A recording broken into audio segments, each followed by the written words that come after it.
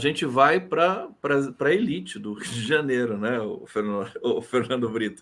Infelizmente. Todo mundo tem TV a cabo. Não, nem todo mundo tem TV a cabo, mas né, é nos pequenos espaços que as coisas deixam para nós que a gente procura se mover. Né? Claro. Isso ali, aliás, é uma lição que eu aprendi com um trecho maravilhoso de um livro de um escritor maravilhoso, para mim, o maior do século XX, para mim, no Brasil, chamado Graciliano Ramos, que ao escrever Memórias do Cárcere, disse, a certa altura, né, que quem escreveu sob tábuas duras deve conservar alguma aspereza na expressão. E ele, em certo ponto do livro, ele diz o seguinte: liberdade completa ninguém desfruta. Começamos oprimidos pela sintaxe, terminamos as voltas com a delegacia de ordem política e social. Mas nos estreitos limites em que nos coagem a gramática e as leis, ainda podemos nos mover. Então é isso que a gente tem que fazer, né? Se mover nos espaços. Ô Brito, eu vou falar uma coisa para você. Você é um mentiroso. Vou falar isso. Porque você, com essa memória tão prodigiosa que você tem para citar trechos inteiros da literatura, você fala que no blog não dá, porque eu não tenho concentração ali para escrever tudo mais. Eu acho que você está enganando todo mundo, viu, Brito? Sinceramente. Com essa memória... Só existe uma pessoa que realmente vale a pena enganar. É assim mesmo. O resto é consequência. O resto faz parte da nossa existência. Entendeu? E essa parte do enganar a mim mesmo eu tenho tentado, mas não consigo, em geral não consigo. Não dá por vencido esse homem. Brito, vamos entrar na nossa pauta. Descartes, meu velho, Descartes. Descartes. O discurso do método começa dizendo, lá vou eu citar de novo, né, que o bom senso parece ser a coisa mais bem distribuída do mundo, de tal maneira que cada um se considera dele tão bem provido quanto todos os demais. Ninguém acha que não tem bom senso. Todo mundo acha que tem bom senso. Né? A vaidade é muito mais corrosiva do que parece. A gente acredita na gente. E isso é muito difícil revogar. Mas vamos lá, vamos discutir. Vamos lá, porque eu só vergonha. Deixa eu falar, deixa eu apresentar o programa aqui. Ele quer apresentar o programa aqui no meu lugar, vou deixar você apresentar. Deixa eu só apresentar, é rápido. É assim, é dizer que nós estávamos aqui conversando no bastidor e o Brito estava muito indignado, assim como eu estou, como a sociedade brasileira de maneira geral está, com esse projeto de lei absolutamente inacreditável, né, do Congresso. Eu não estou indignado com o projeto de lei.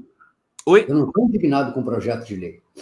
Porque o obscurantismo contido nesse projeto de lei, ele é velho de guerra e eu vou contar para vocês aqui como é que ele se manifestou na minha presença há mais de 40 anos. Mais de 40 anos. Tá?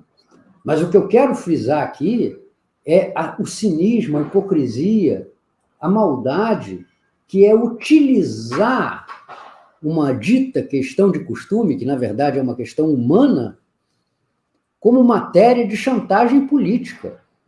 Porque essa questão do aborto só está sendo colocada em pauta porque se trata de uma tentativa do Centrão e da bancada evangélica especificamente de pressionar, desgastar, esfarelar mais do que já está o governo Lula. Ela é a ferramenta política. Porque novidade, onde não é. Eu vou contar uma coisa aqui para os espectadores que eu vivi. Era o ano de 1984 ou 85. O secretário de Saúde do Rio de Janeiro era um médico sanitarista chamado Eduardo Costa, que é da Fiocruz. E ele, como secretário, fez uma regulamentação para que os hospitais públicos atendessem ao que estava disposto em lei que vem desde 1940, que é o Código Penal, e desse às pessoas, às mulheres, vítimas de estupro, o direito, garantido por lei, de fazerem um aborto e de não se tornarem prisioneiras daquele verdadeiro fruto de um crime, de uma agressão. Pois bem, ninguém menos que Dom Eugênio, para usar a linguagem eclesiástica, Dom Eugênio Cardeal Sales, arcebispo do Rio de Janeiro, fez chegar ao governador Leonel Brizola a ameaça de que seu governo seria desmoralizado todos os domingos em todas as paróquias do Rio de Janeiro, caso a Secretaria de Saúde desse forma legal ao que era o direito legal do aborto praticado em caso de estupro. Então, esse obscurantismo religioso, que agora se expressa muito mais pelos evangélicos, mas já se expressou pelos católicos, e vocês imaginem como ele era em 1940, quando o Brasil era o chamado maior país católico do mundo, e o obscurantismo religioso levou, não raro, muitas pessoas a morrerem pela perda da honra, da virgindade, que era honra. Quem não tem um caso desses na família, entre seus tataravós, de bisavós, de moça que deu um mau passo, que foi desencaminhada, que perdeu a virgindade. Então, esse preconceito não é novo. O que é novo, e infelizmente é novo, é a utilização de forma institucional para criar uma chantagem política muito maior do que aquela que se ameaçou nos anos 80, aqui no Rio de Janeiro, pela Igreja Católica, porque dessa vez ela não se dá no ambiente da religião, no ambiente da fé privada, da crença particular de cada um. Ela agora quer se dar na lei civil, que atinge religiosos e não religiosos, crentes e não crentes. Então, agora, a coisa é mais grave, porque não se trata de deixar com que cada um haja de acordo até com as suas convicções filosóficas, religiosas, deístas. Não. Agora é obrigatório que a sociedade toda siga o modelo que determinada confissão religiosa quer impor ao país. Eu acho bom começar a dobrar a língua com quem fala em fundamentalismo islâmico. Acho bom começar a dobrar a língua quem fala em fanatismo religioso no Oriente. Porque, francamente, nós estamos tratando de uma coisa igual, se não pior.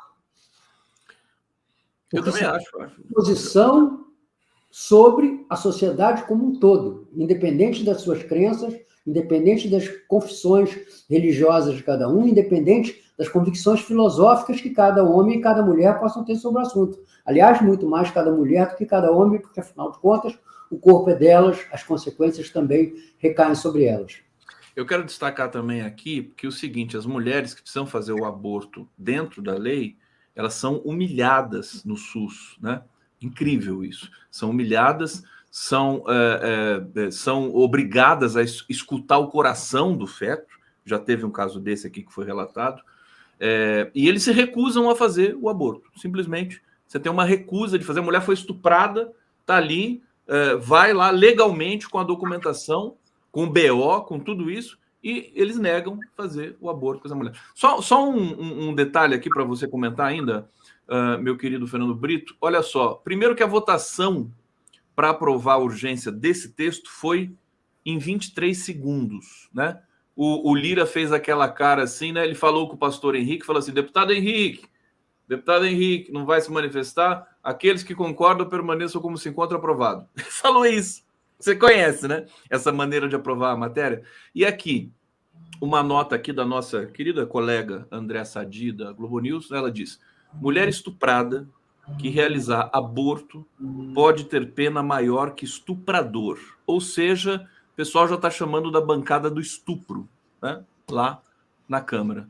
Queria que você comentasse também essa situação. Isso vale, Conde, isso vale para a gente estigmatizar e criar uma necessária e justa oposição ao projeto. Mas é secundário isso, porque não é crime nenhum. Não é que seja um crime menos grave que o estupro, e poucos crimes são menos graves que o estupro, mais graves que o estupro.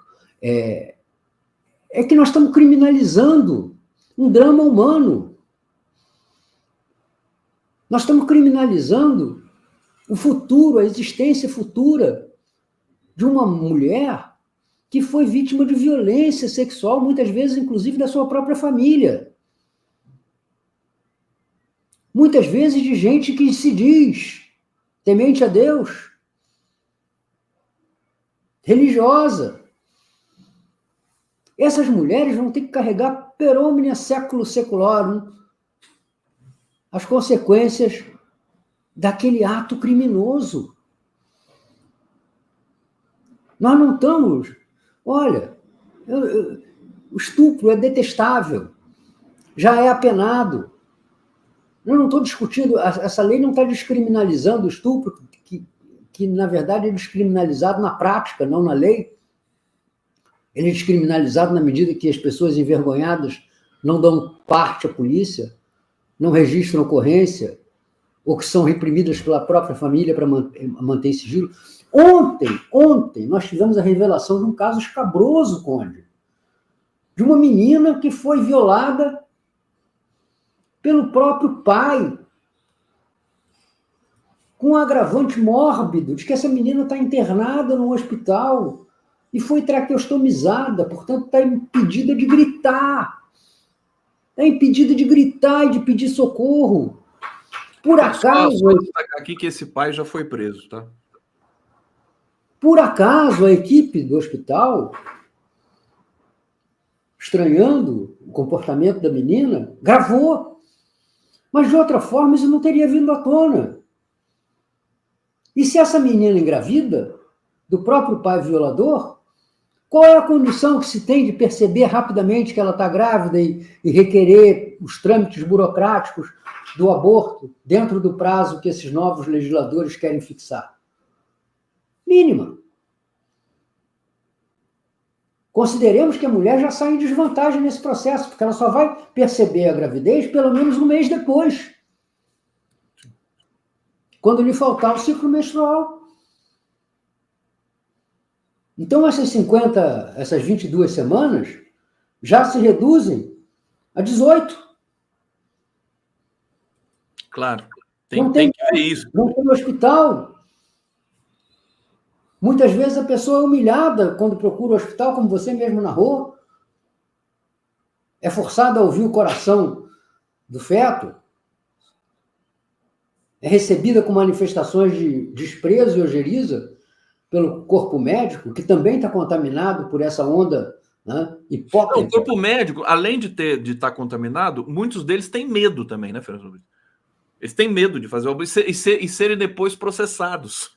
Todos eles têm medo, principalmente quando o próprio Conselho Federal de Medicina, aquele Conselho Federal de Medicina que não tomou providência nenhuma em relação à cloroquina, em relação à ivermectina, na pandemia, esse Conselho viveu a humilhação de ter uma das suas portarias revogadas pelo Supremo Tribunal Federal por além de ilegal, desumana, que era a portaria que proibia os médicos de fazerem procedimentos abortivos, mesmo legais, depois de passadas as 22 semanas da concepção.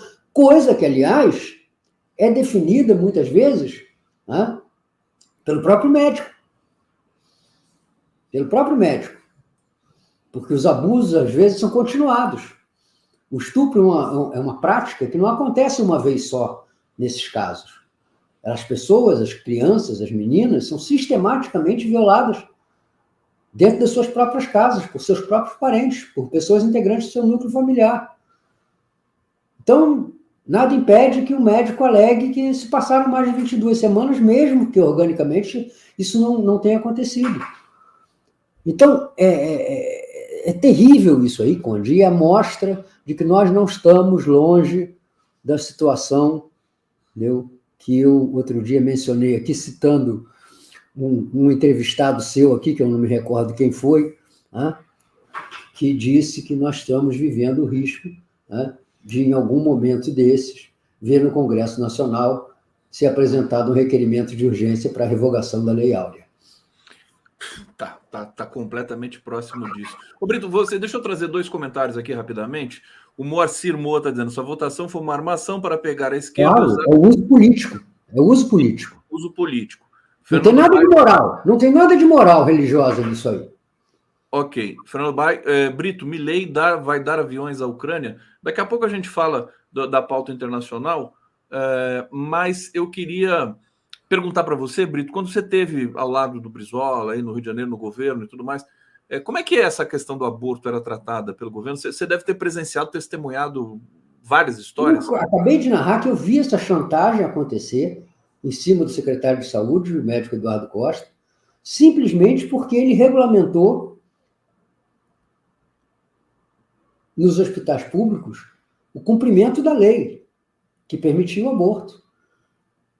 Foi feita uma chantagem ameaçando derrubar o governo através de pregação dentro das igrejas, caso isso não fosse revogado. E foi revogado.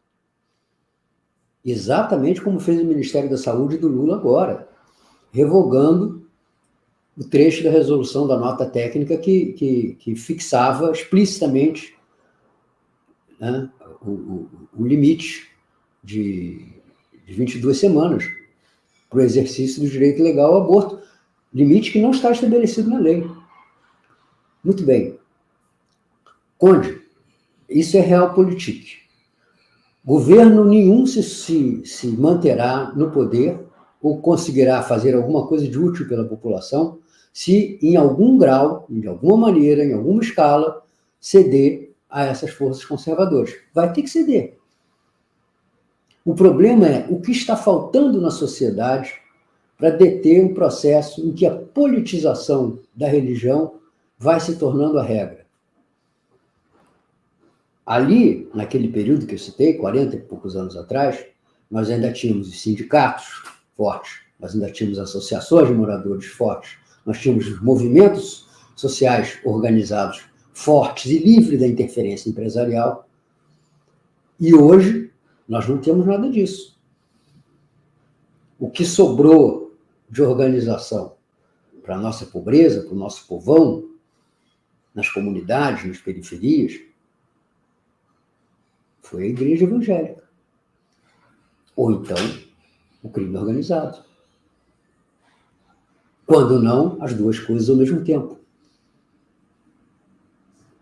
Então, é por aí, com a presença no seio da população das verdadeiras reivindicações populares e não dessa pauta de costumes hipócrita que tem sido levantada, que nós temos alguma, e eu diria pequena, chance de reverter esse processo de selvageria no qual nós estamos nos mergulhando. Deixa eu aproveitar. Não quer dizer civilização. Quem tiver dúvidas, olhe, com perdão da rima, né, olhe o período da Inquisição na Idade Média. Fernando Brito, aqui no Oze News, eu vou ler o trecho de uma fala de um deputado para você, Fernando, e na sequência eu vou fazer uma pergunta que está relacionado com esse problema dessa estratagema que a extrema-direita e o Centrão vão colocando ali no Congresso. Então, abre aspas, né? Tenho que me relacionar com toda a casa. Não é uma tarefa fácil. É um negócio muito doloroso. Tem dia que eu não consigo dormir por conta da tensão, da faca no pescoço e tudo mais que muitas vezes acontece nos bastidores aqui dentro, no Congresso, para a gente apoiar, aprovar as matérias de interesse do governo. E ele complementa aqui, dizendo o seguinte: afirmei que é necessário reconstruir a governabilidade, afinar a governabilidade, porque é difícil aqui. Nem todos que estão participando do governo apoiam integralmente o governo. É necessário o governo ter centralidade política nas ações, o governo precisa se comunicar melhor frente a tudo que entrega e a pouca incidência ao nível de aceitação popular. Quem disse isso, Fernando Brito? O líder do governo na Câmara. Líder do governo na Câmara. Zé Guimarães, líder do governo na Câmara. Agora, se eu irmão te conheço... genuíno, aliás. O Zé Guimarães. Se eu te conheço, você vai dizer... Está todo mundo dizendo que tem uma crise no governo. E você vai dizer assim, não tem uma crise no governo. Estou errado, não? Tem sempre uma crise no governo. Sempre. Tem sempre uma crise no governo. O que está sendo importante, Conde, é que nós não estamos tendo um governo na crise. Muito bom. Essa é a questão. A população não está percebendo o poder e até mesmo as limitações do poder de interferência do governo que ela elegeu na realidade que ela vive. Em parte, por culpa nossa, da esquerda, que aceitamos a ideologização do enfrentamento político. Enquanto, na prática, para a população, a ideologização se dá nas suas próprias condições de vida. A direita no Brasil sempre soube usar isso. Aí, Fernando Henrique Cardoso, que não deixa mentir, que politizou aquela moedinha do R$1, que politizou o frango a R$1, como antes dele o Sarney tinha politizado o cruzado. Agora, quando o governo se permite ignorar, já há quase 4 meses, a disparada do preço dos alimentos acima da média da inflação, sem nenhuma interferência, inclusive interferência verbal, inclusive motivando a população. Quando o governo aceita, né, que o debate do país seja pela obtenção de um superávit fiscal, que é só pelo lado de despesa, que é só pelo lado do corte de serviço, que é só pelo lado da compressão do funcionalismo, né? E eu acho que você vai ter esse tema como centro aí na sua entrevistada a seguir, a Gabriela Caramuru, que é uma ativista da greve universitária. Né? A greve universitária, exatamente. E quando você permite isso, você entrega de bandeja o debate político nacional para essas questões. Veja, o Brasil gasta muito menos do que a maioria dos países do seu PIB no pagamento do funcionalismo público. Nós estamos gastando em torno de 5%, 7% com funcionalismo. É nada. Poucos anos atrás, quando já não era nada, era 10%. Mas nós colocamos nisso aí o drama das despesas públicas. Deixamos de lado as centenas de bilhões de reais que são dados como desoneração fiscal e os defensores da desoneração fiscal posam de advogados da população, porque, afinal de contas, se os empresários tiverem que pagar imposto, eles aumentarão preços, e o preço levará à inflação, e a inflação vai destruir o poder de compra da classe trabalhadora. É uma mentira. Isso é uma bobagem. Mas isso a gente aceita como debate político. Quando a gente reduz a essas questões, o drama brasileiro de arrecadar pouco. Não, o Brasil não arrecada muito, o Brasil arrecada pouco diante das necessidades que o Estado tem de distribuir. E o Brasil distribui mal os recursos de que dispõe. Porque a verdade é que nós aceitamos como natural a formação de uma elite no funcionalismo público, em menor escala, mas muito mais no judiciário, muito mais no legislativo, uma elite que, recebendo como elite, legisla e julga como elite. É simples assim. Fernando Brito, bate-papo mais uma vez aqui, deixa eu até aumentar aqui o nosso box, para todo mundo poder ler com muita condição aqui. Coraline Perazzoli, eu sempre erro o nome dela, falo Caroline, hoje eu acertei. Coraline. Desculpa, viu, Coraline? Ela diz, a desordem e a covardia do governo. Estou decepcionado, ou decepcionado. Eu achava sempre que fosse uma mulher que estivesse falando aqui. Cabeu o projeto do país em mobilização da militância e povo na luta. Segura aí, Brito. Tem um comentário do Gabriel Blasco aqui também. Já perceberam que não se fala mais em preço de combustível, nem ações para se baixar os valores? Diesel mais caro que gasolina, nunca antes visto. E eu queria que você, enfim, perpassasse aqui essas duas questões, que eu acho que estão interligadas, E essa história da devolução da MP, da medida provisória, pelo Rodrigo Pacheco, assim, acho que foi uma das coisas raramente vistas no Congresso. O Senado, por exemplo, ou a Câmara, devolver uma medida provisória para o governo. Como é que funciona isso na sua cabeça? Não é propriamente original, não é inédito. Já aconteceu 5 vezes no governo Bolsonaro essa devolução.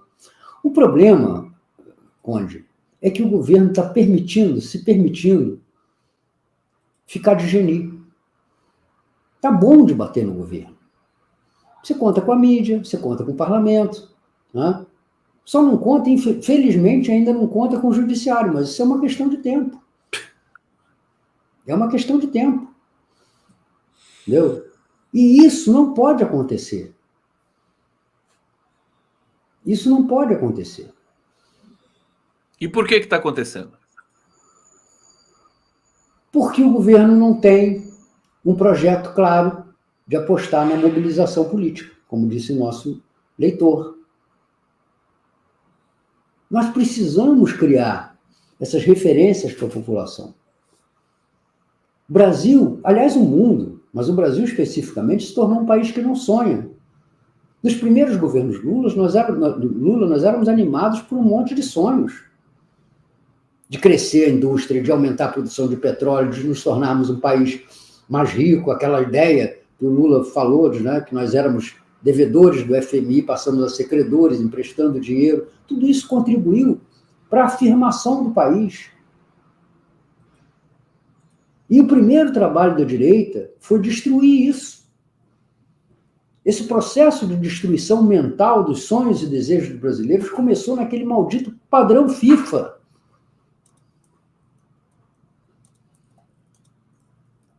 Quando a classe média, da proto-extrema-direita que viria a aparecer no bolsonarismo, dizia, nós não queremos estádio, queremos hospital, como se uma coisa excluísse a outra.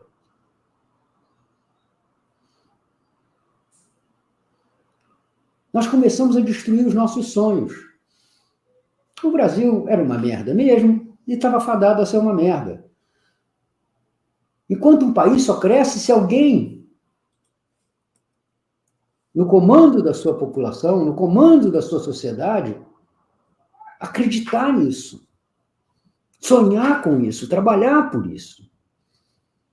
E nós deixamos de fazer. Nós deixamos de fazer isso. Você fala nós, em primeira pessoa do plural, não responsabilizando o governo. É o progresso.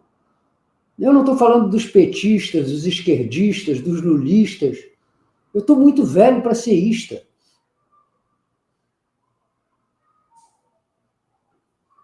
Eu estou falando da parcela da sociedade que acredita no futuro coletivo. Nós precisamos acreditar na única forma de progresso que existe, que é o coletivo. Porque o resto não é progresso, é ganância. Mas nesse ponto, então, deixa... Que o progresso é uma dádiva divina, você vai estar sempre na mão dos espertalhões. Progresso é uma conquista humana. Então, vamos lá, vamos tentar achar um ponto de equilíbrio aqui no seguinte sentido. A sociedade precisa cobrar do governo, seja a sociedade progressista ou não, precisa cobrar uma atuação mais forte para que apresente um projeto de país. Você acha que não? Agora, o governo não está devendo alguma coisa? Gente, olha só, não é cobrar. Não é cobrar, Conde. Sonhar não é cobrar, é a motivação coletiva. É o desejo que nos impulsiona. O Brito, o detalhe é que o sonho... Sabe quando você falava antigamente da classe média, que você falava assim, o sonho da casa própria? Era uma expressão comum. O sonho da casa própria, o sonho da casa... Até isso está sumindo. Não tem mais sonho. Você pega os casais jovens aí... comprar para quê? Então, mas a pergunta que eu te faço, meu querido Fernando, é assim, como disparar o sonho? Você tem que ter alguma estratégia para fazer isso acontecer, ou você tem que ficar esperando a história vir com esse sonho pronto para você? Não, a história não vem com o sonho pronto, o sonho já existe, Conde. O problema é que nós deixamos de sonhar, nós achamos que não vale a pena sonhar. Para que fazer se eu posso comprar? Para que produzir aqui se eu posso importar? Sabe? Em todo negócio há lucro. E não raro a roubalheira.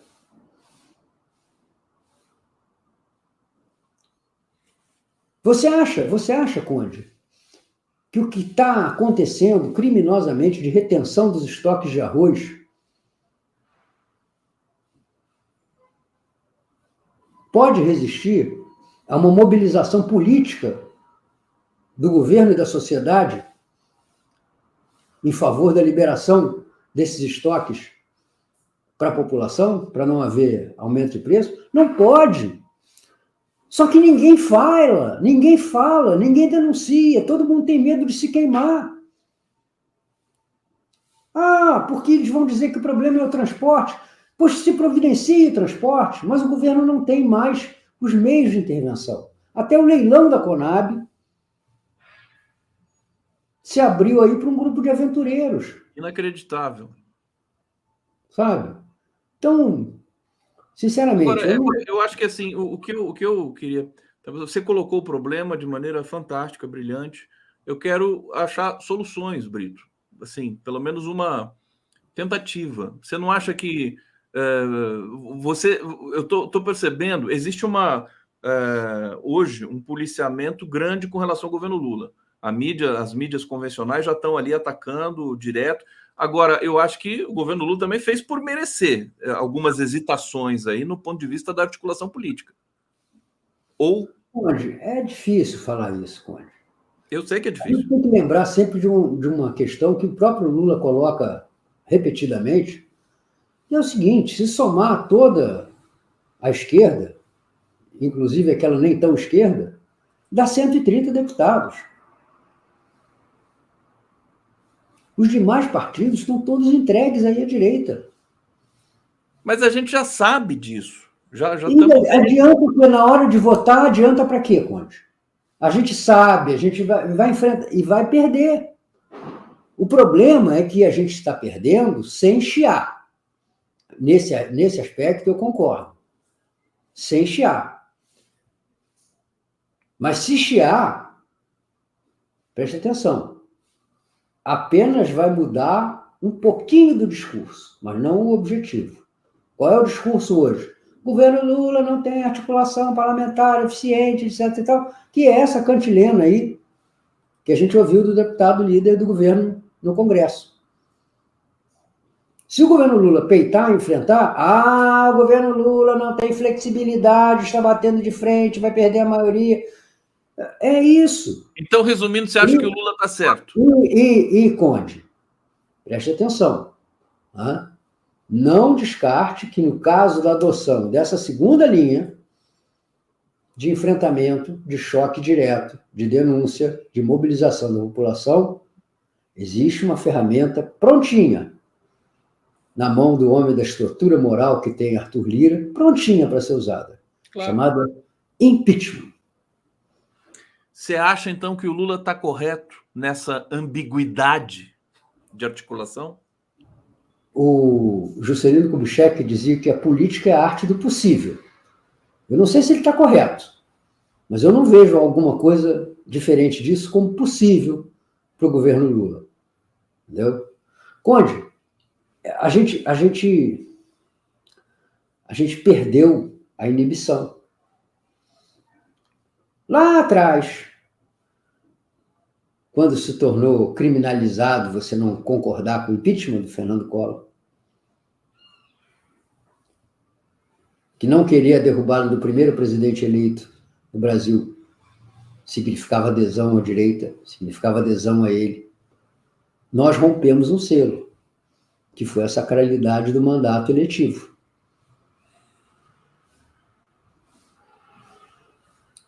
Nós chegamos, anos depois, à cassação de uma presidenta da República eleita sem o cometimento de crime, o que, aliás, foi ratificado pelas próprias instâncias judiciais. Você acha que haveria alguma condescendência da direita brasileira, da mídia, das nossas instituições judiciárias, com uma tentativa de impeachment do Lula? Não existiria possibilidade, Conde. Então é preciso levar isso em consideração. É preciso lembrar que nós estamos a um passo de tentar descriminalizar um golpe de Estado com essa história da anistia aos amotinados de 8 de janeiro. Aliás, os abotinados do 8 de janeiro, incrível, né? 180 fugiram do Brasil e nem uma palavra do ministro da Justiça sobre isso. Meu Deus, eu não sei mais a quem recorrer, francamente, Fernando Brito. Você não acha? É muita gente fugindo do país, assim. Estou sendo... Olha, eu não sei. É muito complicado o controle de fronteiras no Mercosul, porque você não precisa de documento nenhum, a não ser a carteira de identidade, para atravessar a fronteira. Tá? O problema para mim, tá? Onde eu procuraria as origens desse problema, o problema para mim é no rompimento das tornozeleiras eletrônicas.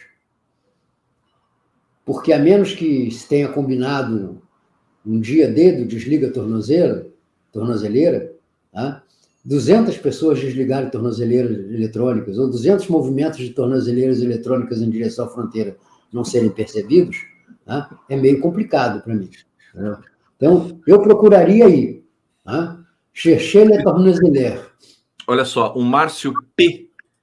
Está dizendo aqui o seguinte: ainda há tempo de mudar a rota e apostar em mobilização, já estamos chegando à metade do mandato. Segura aí que eu já vou passar para você.